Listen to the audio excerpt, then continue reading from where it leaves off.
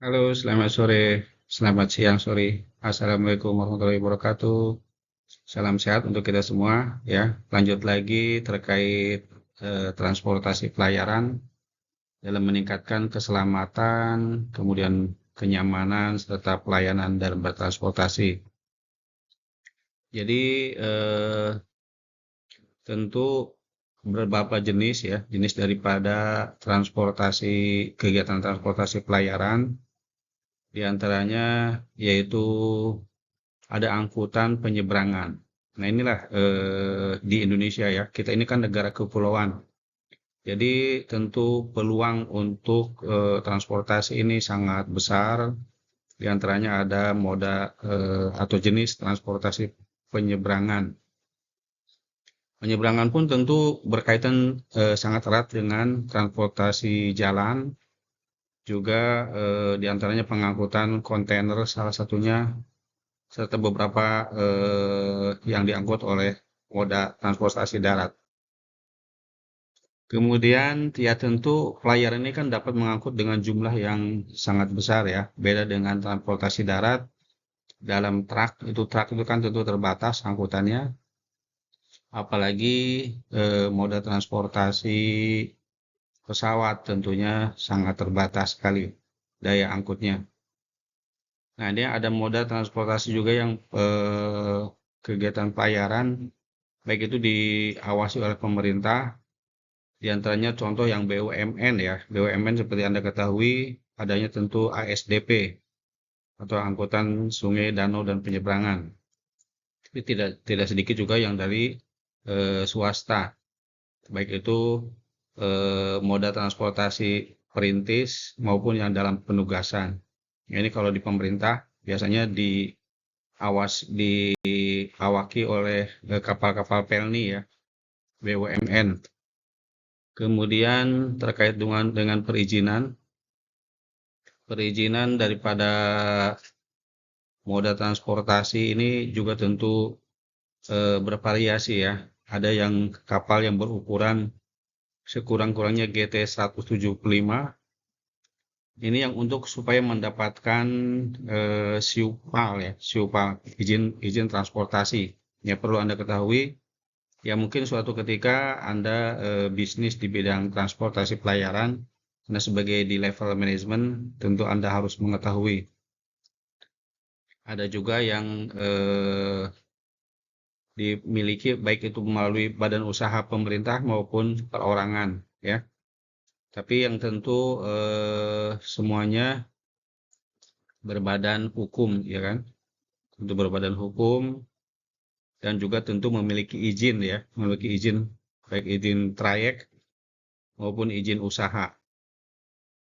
Nah, ada usaha-usaha terkait, ya tentu tentu semuanya itu tetap berpedoman atau mengikuti apa yang tertera di dalam Undang-Undang Nomor 17 Tahun 2008 tentang pelayaran. Beberapa usaha jasa terkait, diantaranya ada bongkar muat ya, atau yang biasa kita kenal dengan PBM. Ada juga jasa pengangkutan transportasi. Nah, ini cukup bervariasi sebetulnya. Ya, seperti kita tahu, ada baik itu tracking ya, truk maupun kontainer ataupun dengan mobil tangki.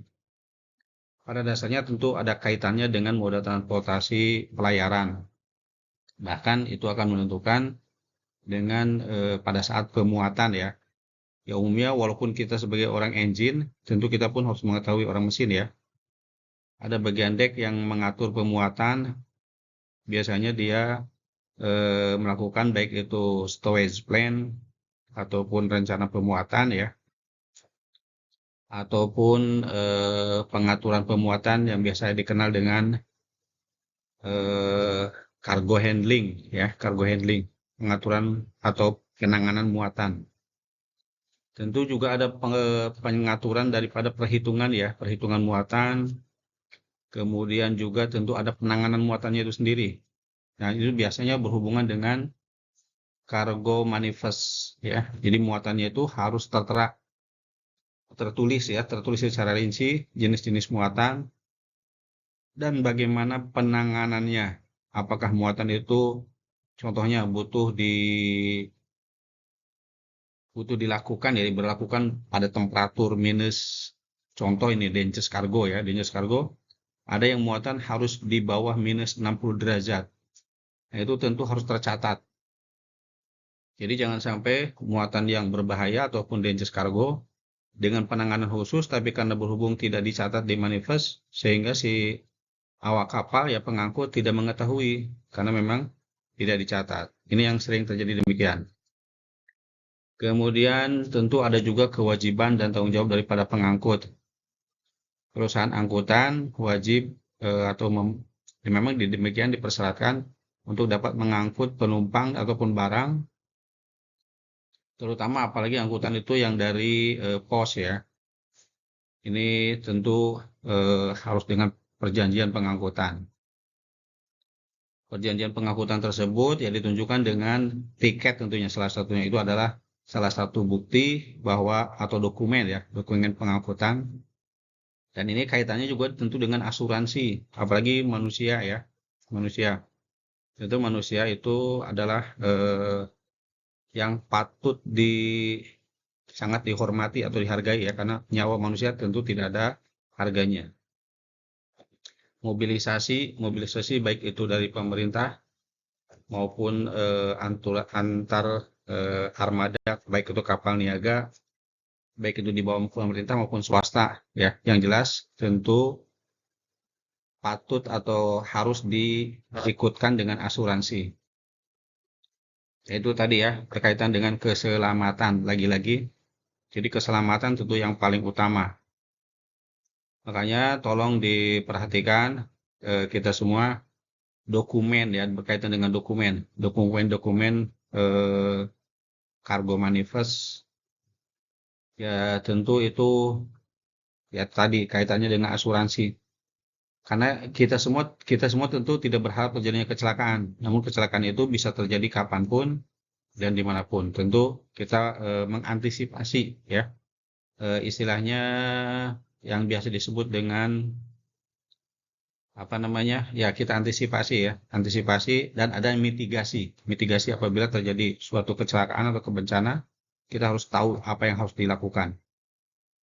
Tentu perlu ada juga barang-barang bukti ya, kemudian nanti asuransi akan mengecek daripada bukti-bukti tersebut, terutama apalagi ada barang-barang khusus yang diangkut.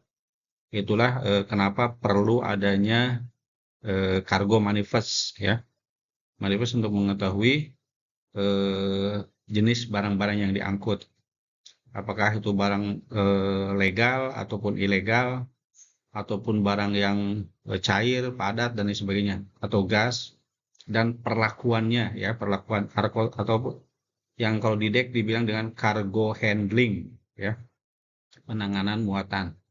Itu yang patut diketahui oleh perwira-perwira dek terutama ya, maupun perwira mesin pun harus mengetahui, karena jangan sampai ada muatan yang berbahaya namun tidak diketahui. Oke. Nah ini ya, ini beberapa klasifikasi daripada barang-barang berbahaya.